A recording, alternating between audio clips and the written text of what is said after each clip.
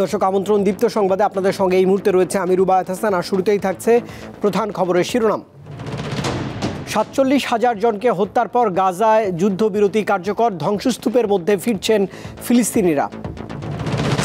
বিশ্ব স্বাস্থ্য সংস্থা থেকে পুতুলের অপসারণ চায় দুর্নীতি দমন কমিশন, ব্যবস্থা নিতে চিঠি পররাষ্ট্র ও স্বাস্থ্য মন্ত্রণালয়। বিএনপি ছাড়া অন্য কেউ ক্ষমতায় এলে দেশের জন্য ভালো হবে না, আলোচনা সভায় তারেক রহমান। ভোটার তালিকা হালনাগাদের কাজ শুরু হচ্ছে আগামীকাল, তথ্য সংগ্রহে বাড়ি বাড়ি যাবেন ইসির কর্মীরা।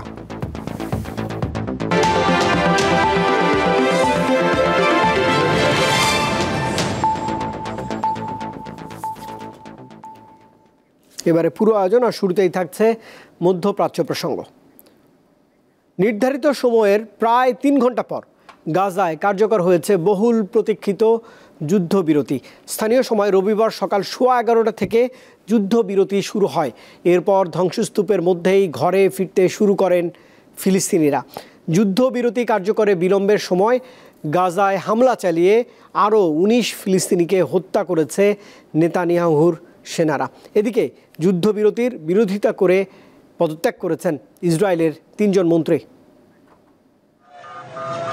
এই উচ্ছ্বাস নিজ জন্মভূমিতে ফেরা, এই আনন্দ প্রস্থানের বিষাদ কাটার। প্রায় 1.5 বছরের রক্তক্ষয়ী যুদ্ধ শেষে বাড়ি ফিরছেন গাজার সাধারণ মানুষ।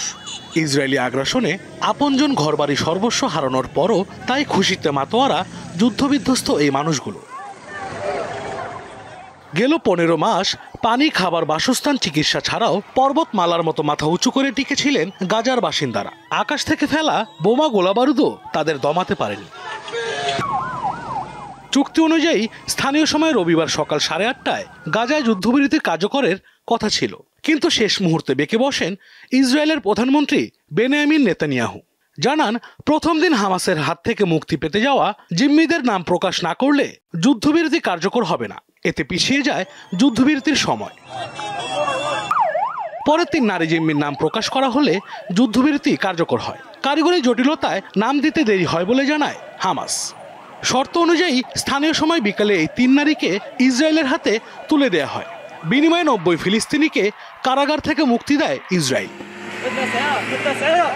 এদিকে নির্ধারিত সময়ে যুদ্ধবিরতি কার্যকর না হওয়ায় গাজায় হামলা চালায় ইসরায়েলের সেনারা। এতে 19 ফিলিস্তিনি প্রাণ হারান। যুদ্ধবিরতি কার্যকরের পর গাজায় প্রবেশ করতে শুরু করেছে জাতিসংঘের ত্রাণবাহী ট্রাক। যুদ্ধবিরতির পর ফিলিস্তিনি কর্তৃপক্ষ গাজার প্রশাসনিক দায়িত্ব নিয়েছে। 2023 সালের 7 অক্টোবর ইসরায়েলে হামলা চালায় হামাস। এরপর গাজায় হামলা চালিয়ে নৃশংসভাবে 47,000 ফিলিস্তিনিকে হত্যা করেছে ইসরায়েলের সেনারা। আশরাফ শুভ, দীপ্ত বার্তা কক্ষ। দুর্নীতি মামলার আসামি সাইমা ওয়াজেদ পুতুলের বিশ্ব স্বাস্থ্য সংস্থার পদে থাকার যৌক্তিকতা নিয়ে প্রশ্ন তুলেছে দুর্নীতি দমন কমিশন। এ বিষয়ে প্রয়োজনীয় ব্যবস্থা নিতে পররাষ্ট্র মন্ত্রণালয়কে চিঠি দেওয়া হচ্ছে বলে জানিয়েছেন সংস্থাটির মহাপরিচালক। এদিকে রবিবার সাবেক ডেপুটি গভর্নর SK সুরের বাসায় অভিযান চালিয়ে 17 লাখ টাকা উদ্ধার করেছে দুদক। সম্প্রতি পূর্বাচল নতুন শহর প্রকল্পে নিয়ম ভেঙে অবৈধভাবে রাজুকের 10 কাঠার প্লট জালিয়াতির ঘটনায় সাইমা ওয়াজেদ পুতুলকে আসামি করে মামলা করে দুর্নীতি দমন কমিশন। হুকুমের আসামি করা হয় তার মা শেখ হাসিনাকে। একই সাথে অনুসন্ধান চলছে প্রভাব খাটিয়ে বিশ্ব স্বাস্থ্য সংস্থার পদ বাগিয়ে নেয়ার অভিযোগের। মামলার আসামি কোন ক্ষমতা বলে বিশ্ব স্বাস্থ্য সংস্থার আঞ্চলিক পরিচালকের দায়িত্বে আছেন তা জানতে পররাষ্ট্র মন্ত্রণালয়ে চিঠি দিচ্ছে দুদক। সংস্থাটির মহাপরিচালক জানান, তদন্তের স্বার্থে বিভিন্ন জায়গায় চিঠি দেয়া হচ্ছে। অভিযোগ প্রমাণে সহায়ক যে সমস্ত দালিলিক প্রমাণাদি প্রয়োজন সেই সংক্রান্ত তথ্যাদির জন্য তারা তাদের কার্যক্রম করবেন। আওয়ামী লীগ সরকারের প্রভাবশালী আমলা ও সাবেক মন্ত্রিপরিষদ সচিব কবির বিন আনোয়ার ও তার স্ত্রীর বিরুদ্ধে মামলা করেছে দুদক। এছাড়া সন্দেহজনক লেনদেন ও অবৈধ সম্পদ অর্জনের অভিযোগে মামলা হয়েছে সাবেক কৃষিমন্ত্রী আব্দুল শহীদ ও তার স্ত্রীর বিরুদ্ধে। কবির বিন আনোয়ার সাবেক মন্ত্রিপরিষদ সচিব জ্ঞাত আয়ের উৎসের সাথে অসঙ্গতিপূর্ণ 2,84,00,000 টাকারও বেশি সম্পদ অর্জন ও দখলে রাখা সহ 9টি ব্যাংক হিসাবে 15 কোটি টাকারও বেশি অস্বাভাবিক ও সন্দেহজনক লেনদেন। মোহাম্মদ আব্দুস শহীদ, সাবেক সংসদ সদস্য, 7 কোটি 72 লক্ষ টাকারও বেশি জ্ঞাত আয়ের উৎস বহির্ভূত সম্পদ অর্জন। 18টি হিসাবে 26 কোটি 93 লক্ষ টাকারও বেশি সন্দেহজনক লেনদেন। এদিকে রবিবার বাংলাদেশ ব্যাংকের সাবেক ডেপুটি গভর্নর এস.কে সুরের বাসায় অভিযান চালায় দুদক। এ সময় তার বাসায় 17 লাখ টাকা পান দুদক কর্মকর্তারা। আজিজুল ইসলাম, দীপ্ত সংবাদ, ঢাকা। বিএনপি ছাড়া অন্য কেউ ক্ষমতায় এলে দেশের জন্য মঙ্গল হবে না বলে মন্তব্য করেছেন দলটির ভারপ্রাপ্ত চেয়ারম্যান তারেক রহমান। রবিবার বিএনপির প্রতিষ্ঠাতা জিয়াউর রহমানের জন্মবার্ষিকীর আলোচনা সভায় তিনি আরও বলেছেন, সংবিধানের অনুযায়ী নির্ধারিত সময়ে ভোট হতে হবে। এতে বিএনপি নেতারা বলেন, সংস্কারের ধোঁয়া তুলে নির্বাচন বিলম্বিত করা যাবে না। 1936 সালের 19 জানুয়ারি বগুড়ার গাবতলীর বাগবাড়িতে জন্মগ্রহণ করেন বিএনপি প্রতিষ্ঠাতা সাবেক রাষ্ট্রপতি জিয়াউর রহমান। দলের প্রতিষ্ঠাতার জন্মবার্ষিকীতে শ্রদ্ধা জানাতে রবিবার সকাল থেকেই ঢল নামে বিএনপি নেতাকর্মীদের। কেন্দ্রীয় নেতাদের নিয়ে শ্রদ্ধা জানানোর পর বিএনপি মহাসচিব বলেন, দেশের দুঃসময়ে জাতিকে ঐক্যবদ্ধ করেছিলেন সাবেক রাষ্ট্রপতি জিয়াউর রহমান। তিনি প্রথম বাংলাদেশে যে সংস্কার, অর্থাৎ একদলীয় শাসন ব্যবস্থা থেকে বহুদলীয় শাসন ব্যবস্থাতে নিয়ে আসেন। দলের প্রতিষ্ঠাতার 89তম জন্মবার্ষিকী উপলক্ষে তাই সংস্কারের ধোঁয়া তুলে নির্বাচনের জন্য সময় ক্ষেপণ করা চলবে না। অন্তর্বর্তী সরকারের প্রথম ম্যান্ডেট হচ্ছে একটি সংসদ নির্বাচন অনুষ্ঠান করা, সুষ্ঠু, সুন্দর, নিরপেক্ষভাবে। যদি সংস্কার লাগে সংস্কার করতে হবে, কিন্তু সংস্কার খেলা যেন আমরা না করি। আলোচনা সভায় লন্ডন থেকে ভার্চুয়ালি যুক্ত হন বিএনপি ভারপ্রাপ্ত চেয়ারম্যান তারেক রহমান। এ সময় তিনি বলেন, বিএনপি ছাড়া অন্য কেউ ক্ষমতায় এলে দেশের ভালো হবে না। সামনের নির্বাচন এত সহজ নয় আপনারা যত সহজ ভাবছেন। নিজের মনে যতই বড়াই করুন, আরে বিএনপির তো শাখা প্রশাখা একদম গ্রাম পর্যন্ত আছে। জনগণ সাথে না থাকলে জনগণ 5ই আগস্ট দেখিয়ে দিয়েছে। কাজে আমরা যদি ভুল করি, জনগণ আবার কোনো একটা কিছু দেখিয়ে দিবে, তখন কিন্তু পস্তাতে হবে। সংবিধানের নিয়ম অনুযায়ী নির্ধারিত সময়ে ভোট হতে হবে বলেও জানান তিনি। পালিয়ে যেতে বাধ্য করে। সঞ্জিদা প্লাবনী, দীপ্ত সংবাদ, ঢাকা। দেশকে 4টি প্রদেশে ভাগের সুপারিশের কথা ভাবছে জনপ্রশাসন সংস্কার কমিশন। দেশের পুরনো 4 বিভাগ ঢাকা, রাজশাহী, খুলনা ও চট্টগ্রামকে নিয়ে প্রদেশের সুপারিশ থাকতে পারে সংস্কার কমিশনের প্রতিবেদনে। দেশে বর্তমানে বিভাগ রয়েছে 8টি। এর মধ্যে সবচেয়ে পুরনো 4 বিভাগ ঢাকা, রাজশাহী, খুলনা ও চট্টগ্রাম। এবার দেশের এই পুরনো 4টি বিভাগকে 4টি প্রদেশ করার সুপারিশের কথা ভাবছে জনপ্রশাসন সংস্কার কমিশন। রাষ্ট্রীয় নিরাপত্তা সহ গুরুত্বপূর্ণ বিষয় ছাড়া অন্যান্য বিষয়ের ব্যবস্থাপনা প্রদেশের হাতে দেওয়ার পক্ষে এই কমিশন। গত বুধবার প্রধান উপদেষ্টা ডক্টর মোহাম্মদ ইউনূসের কাছে সংবিধান, নির্বাচন, পুলিশ ও দুর্নীতি দমন কমিশন সংক্রান্ত সংস্কার কমিশন তাদের প্রতিবেদন জমা দিয়েছে। পূর্ণাঙ্গ প্রতিবেদন জমা না দিলেও ওই অনুষ্ঠানে জনপ্রশাসন সংস্কার কমিশনের প্রধান ও সদস্যরা উপস্থিত ছিলেন। তারা তাদের সম্ভাব্য কিছু সুপারিশের কথা তুলে ধরেন। এর মধ্যে 4টি প্রদেশ করার বিষয়টিও রয়েছে বলে সংশ্লিষ্ট সূত্রে জানা গেছে। জনপ্রশাসন সংস্কার কমিশনের সম্ভাব্য সুপারিশগুলোর মধ্যে অন্যতম হল বিকেন্দ্রীকরণের অংশ হিসেবে 4টি প্রদেশ করা। এর আগে বিভিন্ন সময় নানা অনুষ্ঠানে বিভিন্ন রাজনৈতিক দলের পক্ষ থেকে বেশ কয়েকবার দেশকে বিভিন্ন প্রদেশে ভাগ করার প্রস্তাব দেওয়া হয়। সুতরাং বাংলাদেশে একাধিক প্রদেশ করার আলোচনা নতুন নয়। মাহমুদ শাওন, দীপ্ত সংবাদ, ঢাকা। ভোটার তালিকা হালনাগাদের কাজ শুরু হচ্ছে আগামীকাল। তথ্য সংগ্রহে বাড়ি বাড়ি যাবেন নির্বাচন কমিশনের কর্মীরা। এ কাজে রবিবার ইউএনডিপি সহায়তা গ্রহণের সময় সিইসি জানিয়েছেন, নির্বাচনে সব দলের অংশগ্রহণ নিশ্চিতে সকলের জন্য সমান সুযোগ তৈরি করবে নির্বাচন কমিশন। দেশজুড়ে ভোটার তালিকা হালনাগাদের কাজ শুরু হচ্ছে সোমবার থেকে। এজন্য বাড়ি বাড়ি গিয়ে তথ্য সংগ্রহ করবে নির্বাচন কমিশনের তথ্য সংগ্রাহকরা। এই কার্যক্রমকে সুষ্ঠু করতে প্রযুক্তিগত ও সক্ষমতা বৃদ্ধিতে সহায়তা করছে ইউএনডিপি।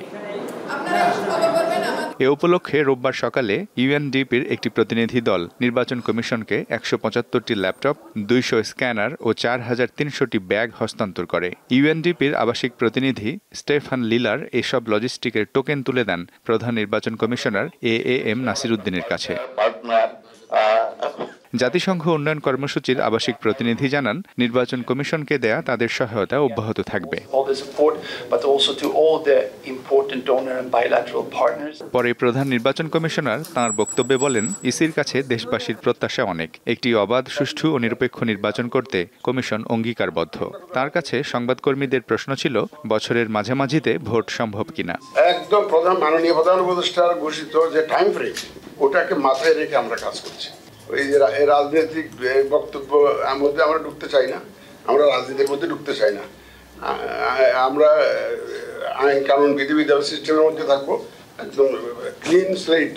আমরা চাই যে একদম স্ট্রেট, যাতে সবাই একটা ফ্রি ফেয়ার গেম আমরা উপহার দিতে চাই। সব players can play freely under the rules of the game. That is the environment we want to create, আর অন্য কিছু না। নির্বাচন সংস্কার কমিশন সহ অংশীজনদের অনেকের অভিযোগ রয়েছে ভোটার তালিকার স্বচ্ছতা নিয়ে। সিসি জানান, এখন আর সেই অভিযোগ থাকবে না। আশা করি ইনশাআল্লাহ। আমরা সন্দেহ দূর করার জন্য তো এই কাজ করতেছি, এত লোক নামাচ্ছে, মাঠে নামাচ্ছে। এখন আর আমরা তো নিশ্চয়ই আমরা আশাবাদী যে এটা সব ধরনের সন্দেহ দূর হবে। সিসি জানান, সোমবার ভোটার তালিকা হালনাগাদ কর্মসূচি আনুষ্ঠানিক উদ্বোধন করা হবে। সারা দেশে তো শুরু হবে। কালকে সাভারে আমাদের প্রোগ্রাম আছে 10টার সময়, সকাল 10টায়। এটা হচ্ছে কেন্দ্রীয় প্রোগ্রাম। মিজানুর রহমান, দীপ্ত সংবাদ, ঢাকা। ওয়ার্ল্ড ইকোনমিক ফোরামের সম্মেলনে যোগ দিতে আগামীকাল সুইজারল্যান্ড যাচ্ছেন প্রধান উপদেষ্টা ডক্টর মোহাম্মদ ইউনূস। 4 দিনের সফর শেষে 25 জানুয়ারি দেশে ফিরবেন প্রধান উপদেষ্টা। রবিবার সন্ধ্যায় ফরেন সার্ভিস একাডেমিতে ব্রিফিংয়ে এসব তথ্য জানান প্রধান উপদেষ্টার উপপ্রেস সচিব আবুল কালাম আজাদ মজুমদার। তিনি জানান, সম্মেলনে বাংলাদেশ বিষয়ে আলাদা একটি সংলাপ অনুষ্ঠিত হবে। দেশের বিনিয়োগের পরিবেশ সম্পর্কে সেখানে একটি ধারণা দেওয়ার চেষ্টা করা হবে। এছাড়াও বিদেশি বিনিয়োগকারীদের বাংলাদেশের প্রতি নজর দিতে অর্থনৈতিক অগ্রগতিতে সামিল হবার আহ্বান জানানো হবে। সফরে জার্মান চ্যান্সেলর, ফিনল্যান্ডের প্রেসিডেন্ট এবং বেলজিয়ামের রাজার সঙ্গে বৈঠক করবেন প্রধান উপদেষ্টা।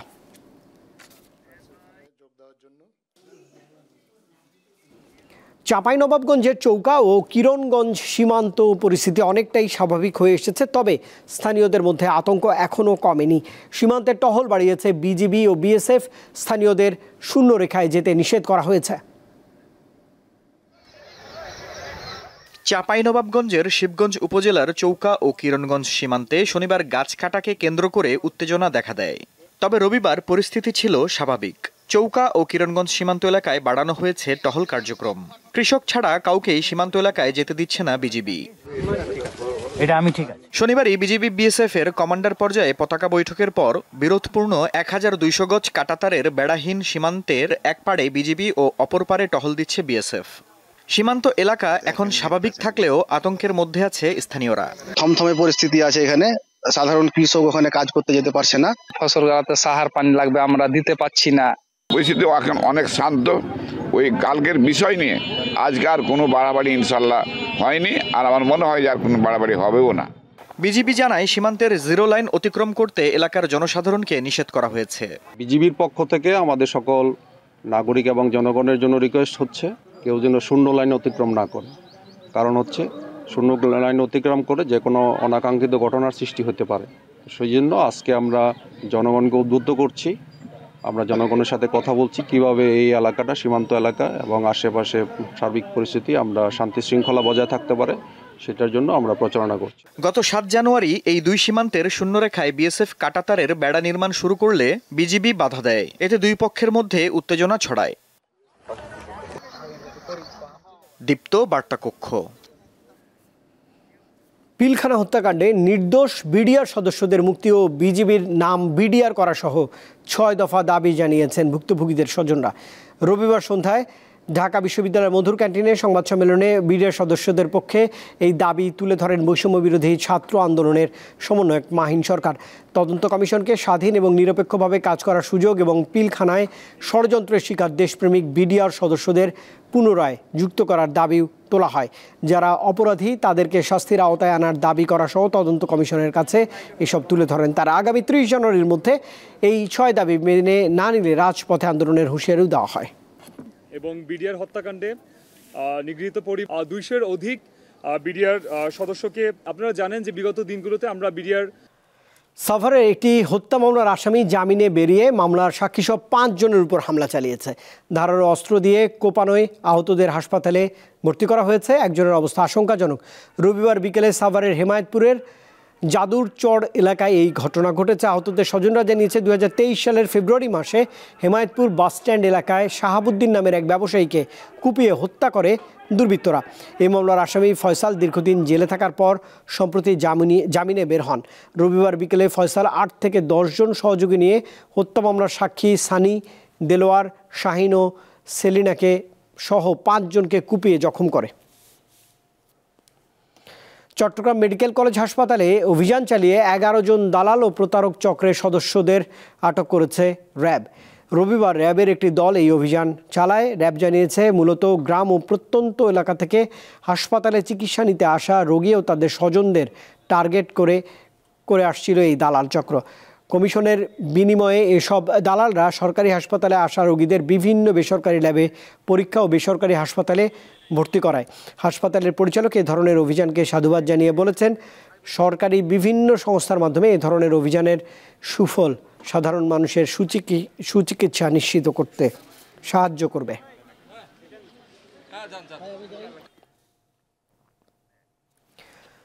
পর্দা নামল 23তম ঢাকা আন্তর্জাতিক চলচ্চিত্র উৎসবের। রবিবার জাতীয় জাদুঘরের সমাপনী অনুষ্ঠানে বিজয়ীদের হাতে পুরস্কার তুলে দেন সংস্কৃতি বিষয়ক উপদেষ্টা মোস্তফা সরোয়ার ফারুকী। এবার বাংলাদেশ প্যানোরামা বিভাগে best full length film award পেয়েছে শঙ্খ দাশগুপ্ত পরিচালিত প্রিয় মালতী। ভাঙলো দেশের সবচেয়ে বড় চলচ্চিত্র উৎসবের মিলন মেলা। নাচের তালে তালে বাড়লো আরেকটি বছরের অপেক্ষা। রাজধানীর জাতীয় জাদুঘরে সমাপনী অনুষ্ঠান শুরু হয় সাংস্কৃতিক আয়োজনের মধ্য দিয়ে। এরপর বিভিন্ন বিভাগে বিজয়ীদের হাতে পুরস্কার তুলে দেন জুরি ও অতিথিরা। এবার স্পেশাল অডিয়েন্স অ্যাওয়ার্ড পেয়েছে ফিলিপাইন্সের cinema the guardians of honour. Best audience award পেয়েছে ভারতীয় সিনেমা পদাতিক। ফ্রান্সের কুম্ভা পেয়েছে best feature film award. Priyo Maloti, directed by Shankha Dasgupta. Bangladesh প্যানোরামায় ট্যালেন্ট সেকশনে শঙ্খ দাশগুপ্ত পরিচালিত প্রিয় মালতী সহ 3টি সিনেমা পুরস্কৃত হয়। পুরস্কার তুলে দেন সংস্কৃতি উপদেষ্টা মোস্তফা সরোয়ার ফারুকী। চলচ্চিত্র উৎসব আয়োজনে যথাযথ অবকাঠামো তৈরিতে উদ্যোগ নেওয়ার কথা জানান তিনি। আমাদের মধ্যে এই সাংস্কৃতিক ধারণাটা এখনো তৈরি হয়নি যে একটা ফিল্ম ফেস্টিভ্যাল একটা দেশের কালচারাল ডিপ্লোমেসির জন্য কতটা গুরুত্বপূর্ণ হয়ে উঠতে পারে। প্রপার ফিল্ম ফেস্টিভ্যাল অ্যারেঞ্জ করার জন্য কিছু ইনফ্রাস্ট্রাকচার কাজের সূচনাটা আমরা হয়তো করে যাব। আমার ধারণা যে ছবিগুলো ছিল আপনাদের সবার জন্যই খুব আনন্দময় সময় কেটেছে এবং বেশ কিছু ট্যালেন্টেড ফিল্ম মেকারের ছবি আমরা দেখিয়েছি। 9 দিনব্যাপী এই উৎসবে এবার ঢাকার 5টি ভেন্যুতে 10টি বিভাগে 75 দেশের 203টি চলচ্চিত্র প্রদর্শিত হয়। জহিরুল মোহসান, দীপ্ত সংবাদ, ঢাকা। যুক্তরাষ্ট্রের 47তম প্রেসিডেন্ট হিসেবে সোমবার আনুষ্ঠানিকভাবে শপথ নেবেন ডোনাল্ড জন ট্রাম্প। অনুষ্ঠানে অংশ নিতে এরই মধ্যে ওয়াশিংটনে পৌঁছেছেন তিনি। রবিবার বিদায়ী প্রেসিডেন্ট জো বাইডেনের পাঠানো বিমানে ভার্জিনিয়ার একটি বিমানবন্দরে নামেন ট্রাম্প এবং তার পরিবারের সদস্যরা। ওয়াশিংটনে নেমে ক্যাপিটাল ওয়ান এরিনায় বিজয় মিছিল করার ঘোষণা দিয়েছেন রিপাবলিকান এই নেতা। মেক আমেরিকা গ্রেট এগেইন নামের এই মিছিল স্থানীয় সময় রবিবার বিকেল 3টায় অনুষ্ঠিত হবে। ট্রাম্পের অভিষেক ঘিরে নিরাপত্তার চাদরে ঢেকে ফেলা হয়েছে রাজধানী ওয়াশিংটন ডিসি। সোমবার স্থানীয় সময় দুপুর 11:30টায় ট্রাম্পের শপথ অনুষ্ঠান শুরু হবে।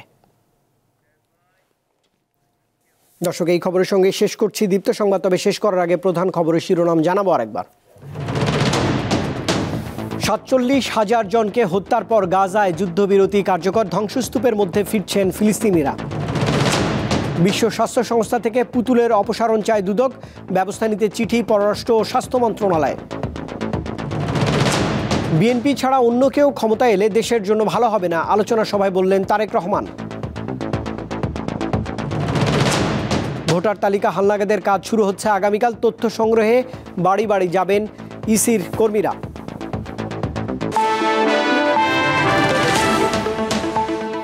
দর্শক, এই ছিল এখনকার মতো। এতক্ষণ সঙ্গে থাকবার জন্য ধন্যবাদ সবাইকে। আরও তথ্য বিনোদনের জন্য আপনি যুক্ত থাকতে পারেন দীপ্ত টেলিভিশনের ডিজিটাল প্ল্যাটফর্মগুলোতে।